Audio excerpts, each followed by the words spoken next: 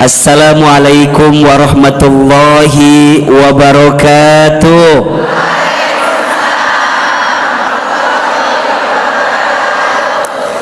Bersyukur kita kepada Allah dengan mengucapkan kalimat Alhamdulillahi Rabbil Alamin. Bersyahadat kita kepada Allah dan Rasulnya dengan mengucapkan kalimat asyhadu an la ilaha illallah wa asyhadu anna muhammadar rasulullah. Bersolawat kita kepada Rasulullah Muhammad sallallahu alaihi wasallam dengan mengucapkan kalimat Allahumma salli ala sayyidina Muhammad sallallahu alaihi wasallam wa ala alihi wa sahbihi ajma'in, amma ba'du. Yang sama kita hormati, kita muliakan dan kita doakan seluruh pengurus DKM Masjid Darussalam Kota Wisata. Tolong aminkan sama-sama, semoga masjid ini Allah rahmati. Semoga masjid ini Allah berkahi. Semoga semua yang berkhidmat di dalamnya Allah jaga dalam kebaikan, dan insya Allah semua jamaahnya Allah istiqomahkan dalam ketaatan. Amin amin ya rabbal alamin. Bunda, teteh, sayang, para ayah, teman-teman semua yang hadir, apa kabar? Semua sehat? Kalau Ahilman tanya apa kabar, tolong jawab alhamdulillah. Apa kabar semuanya? Alhamdulillah. Sehat badannya? Alhamdulillah. Sehat keluarganya? Alhamdulillah. Sehat dompetnya? Alhamdulillah. Agak kesel barusan jawabannya itu. Terdengar dari volume suaranya lebih keras itu. Izin bunda, teteh, sayang, kayaknya udah lama banget gak ketemu ya. Udah berapa lama? 2 bulan. Kangen gak sama Ahilman? Bener. Seneng gak ketemu hari ini? Coba saya mau tes dulu. Ada gak yang baru ketemu langsung sama Ahilman? Angkat tangan. Kamana wae Ari Uce? Ari Uce kamana wae? Baru ketemu langsung baru? Coba yang baru ketemu langsung, baru ketemu. Masya Allah. Coba yang baru ketemu pernah lihat AA di TV? Pernah? Di YouTube ada? Di Instagram? Di TikTok? Ada? Lebih cakep videonya atau aslinya? Jangan ada dusta di antara kita ya. Ini harus saya sampaikan dulu, khawatirnya ada yang kecewa. Khawatirnya yang baru ketemu bilang gini, eta Ahilman teh gitu. Takutnya kecewa.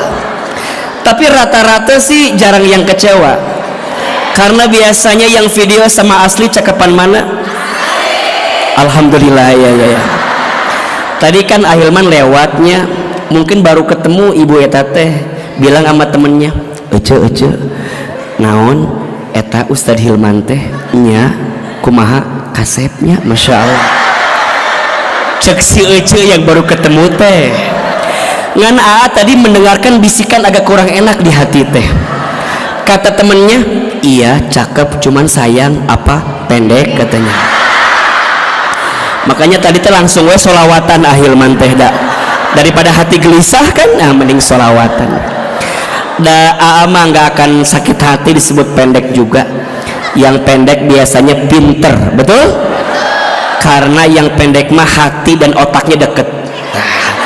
Jadi biasanya nu pendek mah pinter. Ibu yang baru ketemu mudah-mudahan betah ya. Maafin kalau kajian kita banyak bercanda, nggak apa-apa ya, nggak apa-apa ya. Bercanda. Baik, izin sebelum Ahilman mulai membahas materi kita pagi ini, judulnya adalah cara membersihkan hati. Ahilman mau kasih oleh-oleh dulu, mau apa mau? oleh-olehnya doa. Mau? Ini doanya agar kita lebih cepat diberikan jalan keluar dari setiap masalah yang kita hadapi. Doa apa? Doa agar lebih cepat dikasih apa? Jalan keluar dari masalah yang sedang kita hadapi. Mohon maaf ya, jangan tersinggung. Lihat ini wajahnya banyak kesamaan ya. Ini wajah banyak masalah kelihatannya. Kayaknya doa ini penting untuk kita baca. Boleh? Oke. Yang mau rekam silahkan, disiapin HP-nya, direkam doanya. Mau diupload di status boleh ya, lumayan ya. Nanti diupload di TikTok lumayan ya. Doa agar lebih cepat mendapatkan jalan keluar dari masalah kesulitan. Ahilman sekali, Bunda Teteh sayang, jamaah sekali. Boleh? Yang keras suaranya bisa? Bismillahirrahmanirrahim. Rabbana atina min ladunka rahmah wa hayyi lana min amrina rasyada. Ulangi. Rabbana atina min ladunka rahmah wa hayyi lana min amrina rasyada. Ya Allah, ya Tuhan kami, berikanlah kepada kami dari sisimu rahmat kasih sayang, dan sempurnakanlah dalam urusan kami jalan keluar, solusi, petunjuk, hikmah, dan pelajaran yang terbaik untuk masalah kami. Amin ya Rabbal alamin. Hafal doanya? Itu doanya ada di surat apa, ayat berapa? Surat Al-Kahfi ayat 10. Itu doanya pemuda Kahfi ketika mereka terkurung di sebuah gua yang dengan izin Allah, Allah berikan kemudahan kepada mereka. Betul apa betul? Iya apa iya? Ahilman doakan ya, seberat apapun masalah kita, tolong catat ini. Seberat apapun masalah kita akan terasa ringan kalau kita melibatkan Allah di dalamnya. Yang jadi berat, mohon maaf, karena kita seringkali ngerasa pede dengan kemampuan kita, sehingga ujungnya masalah yang berat semakin berat. Kalau kita melibatkan Allah, yakin seberat apapun masalah itu akan terasa ringan karena Allah bersama dengan kita. Betul apa betul? Iya apa iya? Maka Bunda mulai hari ini katakan begini, ya Allah, aku punya masalah yang berat, tapi aku tenang karena aku punya Allah yang maha besar. Status hari Kamis itu ya. Ya Allah, aku punya masalah yang berat, tapi aku tenang karena aku punya Allah yang maha besar. Jelas? Mudah-mudahan ya, yang punya masalah Allah angkat masalahnya, yang lagi sempit Allah lapangkan urusannya, yang lagi sulit Allah mudahkan urusannya. Yakin selalu ada hikmah di balik masalah. Betul? Dan ingat bunda, teteh sayang, tidak ada masalah dengan masalah. Yang sering jadi masalah sikap kita dalam menghadapi masalah. Setuju? Setuju? Tidak ada masalah dengan masalah. Yang sering jadi masalah sikap kita dalam menghadapi masalah. Malah kata Ahilman mah, masalah teh singkatan masalah masa mengenal Allah. Status hari Jumat itu ya, masalah masa mengenal Allah. Jujur sama AA, bunda sayang, teteh sayang, kalau pas lagi dikasih masalah tambah deket gak sama Allah? Kalau pas lagi dikasih masalah tambah taat gak sama Allah? Sok, gak pernah tahajud, dikasih masalah jadi tahajud jam 8 pagi ya. Itu mah duha atau ece, itu mah ya. Gak pernah ngaji jadi ngaji, betul gak? Berarti dari masalah ada kebaikan atau tidak? Ada. Tidak ada masalah dengan masalah. Yang jadi masalah sikap kita dalam menghadapi masalah. Maka mohon maaf, ada 5 karakter orang ketika dikasih masalah. Catat, 5 karakter orang ketika dikasih masalah. 1, orang bodoh sibuknya mengeluhkan masalah.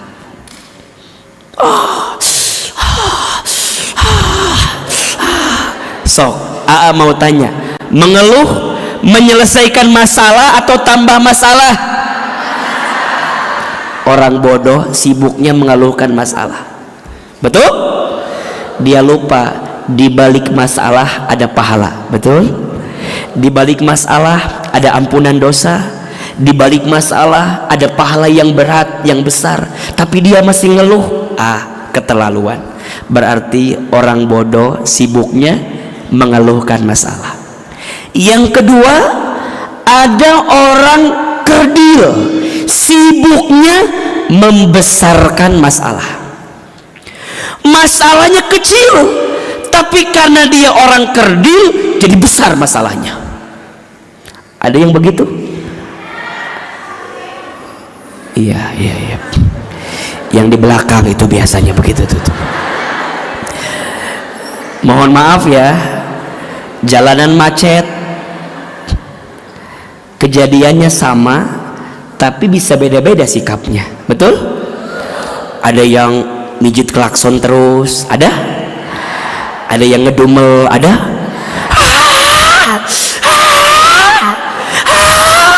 coba dia bilang macet tetap apa enggak? Ada yang nyalahin bupati, ada ini mah gara-gara bupatinya. Kata bupati, apa urusan saya lagi di rumah disalahin sama yang macet.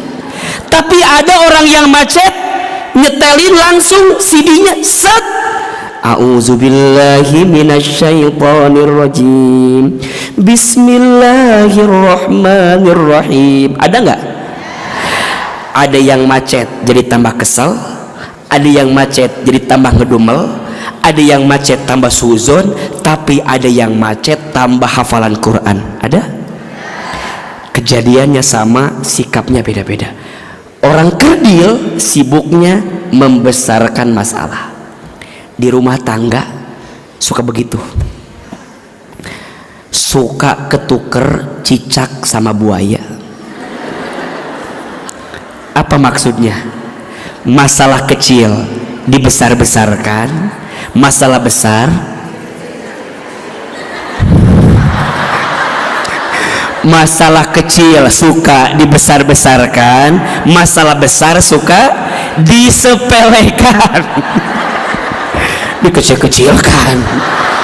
Maksudnya nyambung. Contoh, masalah kecil dibesar-besarkan. Contoh, ibu teh bikin teh manis buat suami. Ari suami teh punten mohon maaf, mungkin ibu teh pas mau ambil gula yang keambil garam. dikasih ke suami, judulnya teh manis, yang datang teh asin. Kira-kira suami marah atau tidak? Padahal kan kecil, kan gampang, nggak usah pakai marah-marah, nggak usah. Nah, kamu mah nggak bisa bedain gula sama garam, besok aku beliin gula 1 truk. Cuman urusan salah kan bisa bilang, bunda ini salah, bunda masukin garam bukan gula. Enak kalau begitu? Enak. Tapi sayang itu bukan suami ibu yang begitu, Maya. Mungkin kalau suami kita jadi marah-marah kan, ibu digituin marah atau enggak? Ibu digituin marah, pasti ibu juga marah. Pak, maafin mama, maafin. Tadi tuh mama mau ambil gula yang keambil, kata suami, maafin, bapak teh capek, berangkat subuh pulang malam, dikasih teh manis, rasanya bapak teh capek. Ibu digituin, sakit apa enggak? Kayak gitu kan. Memang mama nggak capek, mama nggak capek, Pak. Wow, apalagi mohon maaf, ibu-ibu itu ahli sejarah yang paling hebat. Betul? Ibu-ibu mah kesalahan suami 7 tahun lalu masih ingat dan masih tersimpan di otak kita masing-masing. Maka hati-hati, suami jangan macam-macam sama istri. Perempuan mah makhluk terkuat di muka bumi. Mana buktinya? Lihat, perempuan mah naik motor sen kiri belok kanan. Hanya ibu-ibu yang paham itu. Betul apa betul? Tenang. Ibu-ibu mah hebat, bisa mengerjakan 5 aktivitas dalam satu waktu. Betul? Tangan goreng, telinga bahu angkat telepon, kaki ngepel, tangan kiri gendong anak, mata nonton TV. Ibu-ibu bisa mengerjakan 5 aktivitas. Betul? Suami tidak bisa. Makanya ibu kalau nyuruh sama suami harus detail, dan kalau bisa satu-satu. Kalau disekaligus-kan, suami kita akan pusing. Ayah, nanti tolong ya, itu nanti galon diisi sama yang baru, terus itu sampah nanti dibuang aja, itu genteng bocor nanti diganti sama yang lebih bagus, itu karpet nanti digulung aja ya, nah terus itu kue dicetuti diambil ya. Ada berapa perintah? 5 itu 1, isi galon, 2 buang sampah, 3 benerin genteng, 4 gulungin karpet, 5 ambil kue. Ibu nyuruh kayak gitu ke suami, ibu balik ke belakang, ayah kok diem aja sih, gerak dong, gerak. Mohon maaf, suami bukan gak mau gerak, suami teh pusing, yang mana dulu yang harus dijalankan. Maka jangan samakan ibu-ibu dengan suami, beda. Nah sama, ibu disakiti kayak begitu, itu membekas lukanya. Maka dalam pepatah bahasa Arab ada istilah al-mar'atu kal mir'ah. Siapin kameranya, status hari Jumat cocok ini, bagus ya. Dalam pepatah bahasa Arab itu disebutkan al-mar'atu kal mir'ah, perempuan itu hatinya seperti cermin. Cermin itu kalau sudah pecah, mungkin kamu bisa merangkai kembali pecahan cerminnya, tapi pantulan cahayanya tidak akan sama seperti sedia kala. Itulah hati perempuan. Kalau sudah tersakiti, mudah memaafkan, tak mudah melupakan. Status hari apa itu? Hari Jumat itu tuh. Jangan lupa di tagnya Ahilman Fauzi itu ya, cocok. Itu masalah kecil, cuman urusan gula dan garam, tapi bisa berantem. Betul? Padahal bisa nggak bilang ya udah mama, tadi mama salah masukin gula, diganti lagi jadi garam, jadi gula lagi sekarang. Bisa nggak? Bisa, nggak usah marah. Ada masalah besar disepelekan. Masalah apa? Masalah anak. Para suami suka bilang gini, udahlah, urusan anak mah urusan mama aja, atur aja, gitu kan? Padahal mohon maaf, yang punya tanggung jawab untuk pendidikan anak itu siapa? Suami, ayah. Maka ibu itu sekolah pertama bagi anak, iya. Tapi suami adalah kepala sekolahnya yang ngurusin seperti apa pendidikan seorang anak itu. Makanya hati-hati para ayah, Anda bukan hanya sekedar ATM berjalan yang kalau butuh duit baru minta sama ayahnya, bukan. Tapi ayah itu pemimpin teladan, betul? Yang harus mengantarkan kebaikan untuk keluarganya. Yang kedua, ada orang kecil sibuknya membesarkan masalah. Ada yang ketiga. Yang ketiga mah orang besar sibuknya mencari solusi dari masalah. Jadi ngomongnya solusi, masalahnya apa? Nggak tahu katanya. Pokoknya solusi aja.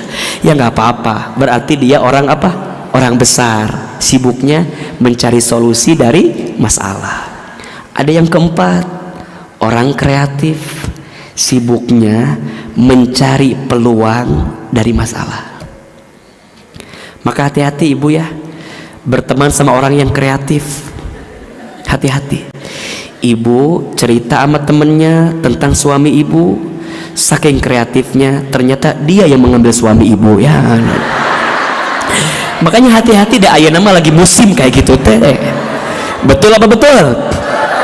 Ada yang begitu ada? Di sini ada. Yang mana orangnya ya? Jadi cerita, ibu teh cerita sama teman ibu tentang suami ibu. Ternyata yang nikung dari belakang siapa? Teman ibu. Itulah orang kreatif ya. Sibuknya mencari peluang dari masalah. Ada yang kelima, ini yang paling keren. Orang beriman sibuknya naik derajat dengan masalah. Orang apa? Orang beriman sibuknya naik derajat dengan masalah. Kira-kira ibu-ibu yang di sini, jamaah yang di sini masuk kategori yang mana? Jangan bohong ya. Masuknya orang bodoh yang sibuk mengeluh, orang kecil yang sibuk membesarkan, orang besar yang sibuk solusi, orang kreatif yang sibuk cari peluang, atau orang beriman yang naik derajat? Mudah-mudahan ya. Yang mana amin teh? Mudah-mudahan kita masuk golongan yang kelima, orang beriman naik derajat dengan masalah. Makanya pernah Ahilman sampaikan ya, ada 5 kabar bahagia untuk yang sedang dikasih ujian. Catat nih biar semangat. Ada 5 kabar bahagia bagi orang yang sedang dikasih masalah, sedang diuji. 1, orang yang sedang diuji itu sedang dicintai oleh Allah. 2, eta orang bermasalah tah. Yang ngeluh teh orang bermasalah. Jadi kalau yang tidak mah tenang we, santai. Doa juga pasti akan mengulangi, tenang gitu. Dan menik kelihatan banyak masalah nate. 1, orang yang lagi dikasih ujian itu orang yang sedang dicintai oleh Allah. 2, orang yang sedang dikasih ujian itu orang yang sedang diakui sebagai orang beriman. Jadi kalau kita beriman kudu siap diuji, karena makin tinggi imannya makin berat ujiannya. Betul? Yang ketiga, orang yang sedang diuji itu sedang dihapuskan dosa-dosanya. Mohon maaf, lihat ini wajahnya selain banyak masalah, lihat ini wajahnya banyak dosa kelihatannya ya. Ibu mohon maaf ya, sok Hilman mau tanya, Nabi Muhammad diuji atau tidak? Ujiannya kecil apa besar? Dikit apa banyak? Itu teh Nabi Muhammad, betul? Nabi, Rasul, surganya pasti, hisabnya aman, amalnya banyak, dosanya tidak ada, masih diuji. Ari Anda saha besti? Ari kamu siapa? Nabi? Bukan. Rasul? Bukan. Surga? Belum jelas. Hisab? Masih menegangkan. Amal? Dikit. Dosa? Hello, Anda nggak mau diuji? Keterlaluan Anda mah. Jadi Anda itu diuji sengaja. Allah sedang apa? Menghapuskan dosa-dosa. Yang keempat, orang yang sedang diuji itu sedang diangkat derajatnya. Makanya mohon maaf kalau ibu sayang, teteh sayang, para ayah merasa Hilman, kenapa ayah diuji? Kenapa bunda diuji? Padahal bunda terrajin, padahal bunda tuh ibadahnya nggak pernah tertinggal. Kenapa masih diuji? Dua alasannya. Satu, Allah sedang menghapuskan dosa-dosamu. Dua, Allah sedang mengangkat derajatmu. Dan kalau bisa, kalimat ini jangan salah sasaran. Gimana maksudnya? Punten, kalau ada teman kita yang lagi diuji, gak usah bilang gini, tuh diuji loba dosa manehma, loba dosa manehma. Jangan. Ari orang lain yang diuji bilangnya banyak dosa, ari kita yang diuji lagi diangkat derajatnya. Jangan salah sasaran. Kudu nama dua nana. Tapi kalau mau lebih keren, kalau orang lain yang lagi diuji bilang lagi diangkat derajat. Kalau kita yang lagi diuji, lagi diingetin sama Allah karena saya banyak dosa-dosanya. Jelas? Karena nggak sedikit yang begitu. Ada temennya yang cerita, besti, aku teh mau cerita sama kamu. Apa? Iya, suami aku teh agak bermasalah. Tuh, kamu mah istighfar. Kamu tuh banyak dosa, tante banyak dosa. Cek Hilman ge banyak. Jadi bukan buat ke orang lain, tapi buat ke kita. Suka begini kita mah, kalau kita dapat kebahagiaan suka begini, entah amal apa yang aku lakukan ya Allah. Jangan suka sombong begitu, jangan. Kalau ke diri pribadi mah introspeksi, kita banyak dosa, ke orang lain lagi diangkat derajat, betul? Nah yang kelima, ternyata orang yang diuji itu sedang dijanjikan surga untuknya. Makanya Masya Allah ya, kalau orang yang banyak diuji itu air matanya sering menangis kan, apalagi air mata di ujung sajadahnya. Kersolat curi kue curi. Ya harusnya sih bisa lebih tenang lah dalam hidup, insya Allah. Mudah-mudahan ya bunda, hidup ini gak lama, sebentar. Bahagiakan hati kita, siapkan ruang di hati kita untuk bahagia. Jangan terlalu lama kita dalam kesedihan, khawatirnya kita tidak mendapatkan kebaikan dari Allah Subhanahu wa taala. Jelas? Ya.